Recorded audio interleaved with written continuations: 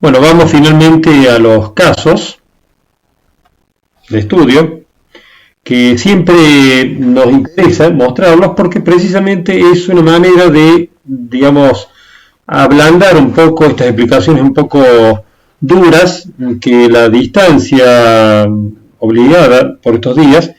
dan un extrañamiento, pueden llegar a otorgarle un extrañamiento a esto que queremos difundir y que queremos que ustedes empiecen a ensayar y a conocer. Entonces los casos de estudio, los ejemplos, nos permiten dar un recorrido de, digamos, aplicaciones de esto que hemos comentado de una manera un poco abstracta, si se quiere, un poco lejana. Este es una obra en Francia, en la Vendée, que es en el noroeste de Francia, y básicamente es un museo de historia. Y nos parecía interesante porque tiene mucho de lo que hemos venido relatando tanto la semana pasada como esta. Básicamente es una estructura de acero que soporta un deck, un steel deck de chapa, un steel framing en este caso para ser más específico en realidad porque es por vida seca, sobre el cual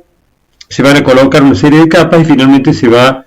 a coronar con esta cubierta verde, con esta cubierta bastante pesada y naturada. Esta es una fotografía, una instantánea, una imagen del momento del montaje. Acá se ven las grandes estructuras que soportan estas correas, que a su vez van a soportar, ahí se ve hacia la derecha, el deck que va a cerrar el plano para poder luego apoyar las distintas capas de la cubierta. En esta axonométrica se puede ver la estructura de láminas, perdón, de laminados, perfiles laminados en caliente, tanto en un sentido como en el otro. En este detalle, en esta axonométrica particularmente, se puede observar el encuentro de dos planos, uno inclinado y el otro también, pero con distinta generatriz, configurando una limaolla, o sea, el encuentro de dos planos inclinados que permiten el drenaje por esa arista, y que, bueno, está, digamos, estas especies de pórticos de Envigado soportan estas chapas, estas placas, estos paneles de chapa, que a su vez tienen el cometido de soportar estas placas alveolares de vidrio. Esto es un desarrollo francés de una empresa muy importante como es Saint-Gobain, que en esencia son placas espesas de vidrio, digamos, alveolar, un vidrio como si fuera soplado. En realidad tiene muchísimas celdillas de aire, es muy liviano, se lo corta, es inerte absolutamente, y que permite una transmisión muy lenta del calor, precisamente por la presencia del aire encerrado en esas pequeñas burbujitas de aire. Si bien el vidrio, como todos sabemos, es un material bastante, digamos, hábil o bastante, que tiene un calor específico bastante alto, o sea que es un buen conductor de calor en general. Nuestras fuentes de vidrio Pyrex lo pueden demostrar cuando calentamos la comida en el horno. Pero la cantidad de aire, la inmensa cantidad de aire atrapado, le otorga una gran resistencia térmica a esta pieza que teóricamente debería ser un buen conductor de calor. Luego se establece un primer laminado que es el control del paso del vapor de agua, luego una placa de distintos componentes que van a dar una resistencia o una impermeabilidad a esa cubierta, unos peines, unos filtros, digamos, unas rejillas, unas rejas, que van a permitir el paso del agua por acá hacia la canaleta, que está descubierta ahí. Acá se ve en el detalle el ángulo de la canaleta de chapa de acero, y esos peines son verdaderamente una especie de corrales donde se soporta las distintas capas de la cubierta verde. Esta es una obra que hemos desarrollado hace poco tiempo, es una vivienda, digamos, acá en las afueras de la ciudad de Córdoba. En la imagen de la derecha se ve la planta estructural, donde se puede observar la sucesión de vigas de madera, luego el cruce con las alfajías de eucalipto y finalmente la cubrición de todo el sistema. En el detalle se puede ver la llegada de las vigas de madera de un lado del otro, se están absolutamente tomadas o clavadas, insertas en la viga de borde. Esta es la otra viga de borde. Estas son las alfajías o flejes, en este caso de eucalipto. Acá se ven los tirafondos, se pueden observar los tirafondos de gran formato,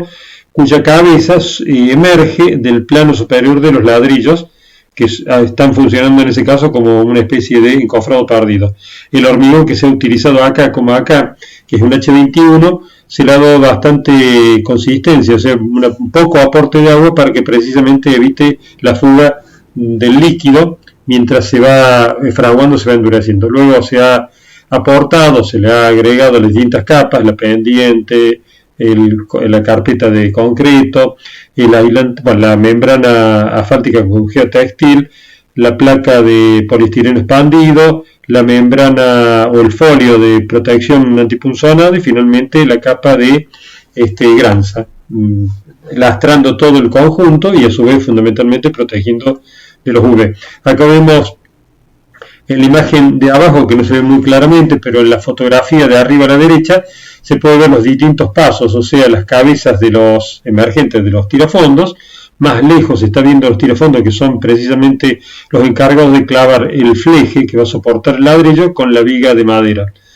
Finalmente queda en posición todo y se vierte el hormigón. Esta es una obra de Waro Kishi,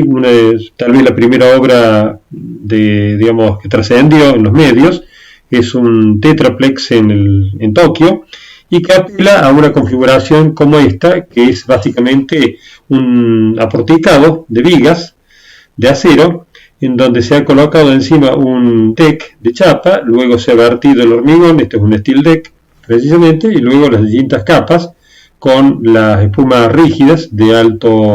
densidad, los laminados y luego el lastre el laminado para protección de estas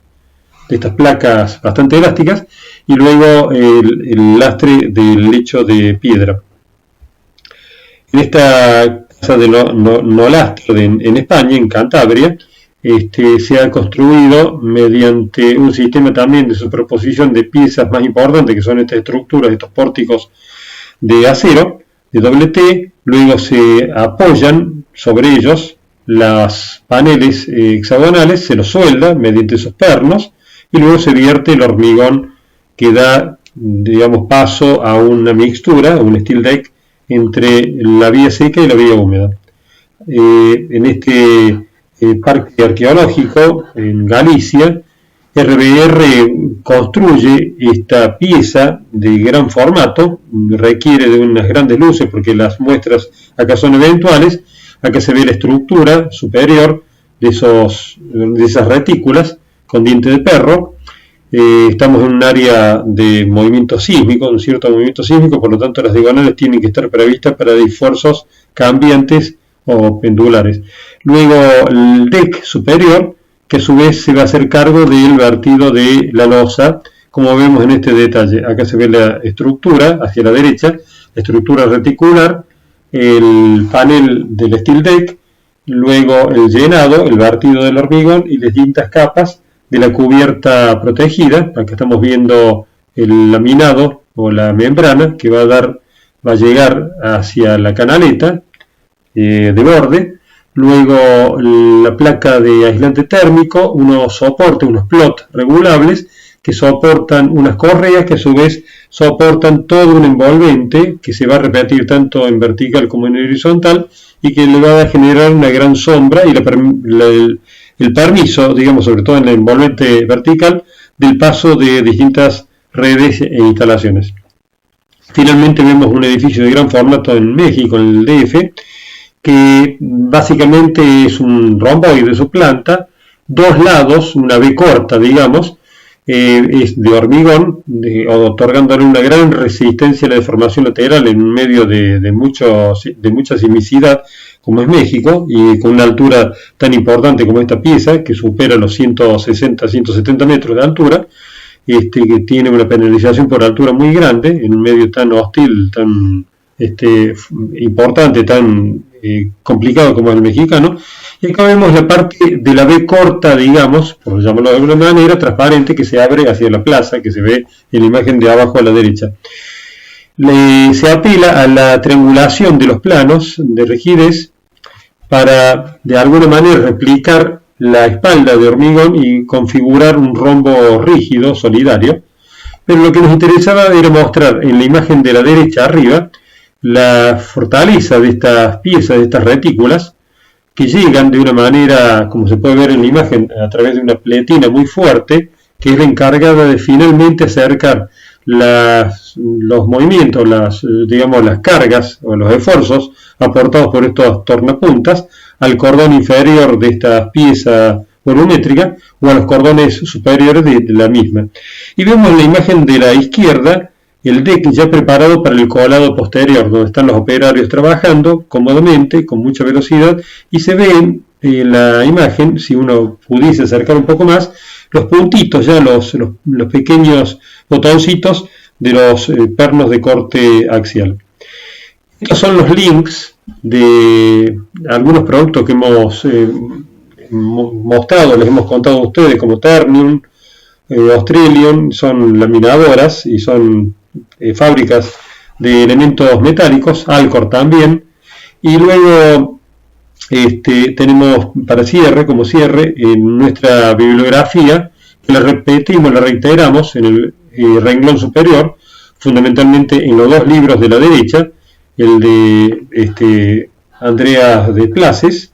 y el de Ramón Araujo, que básicamente es nuestra bibliografía de consulta para todo el año,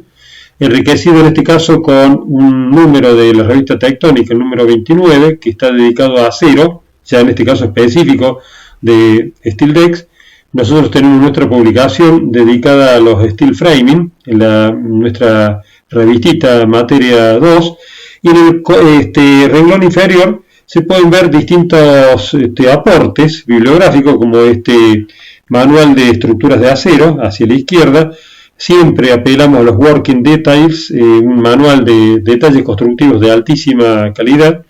La revista Tectónica, su número 9, que es el acero dedicado a acero, en la primera parte, mucho más antigua, digamos, mucho más vieja que la número 29. Y esta muy interesante publicación de estructuras, de la cátedra de estructuras, que precisamente se llama así, estructura, y que en este caso, en la versatilidad de la madera,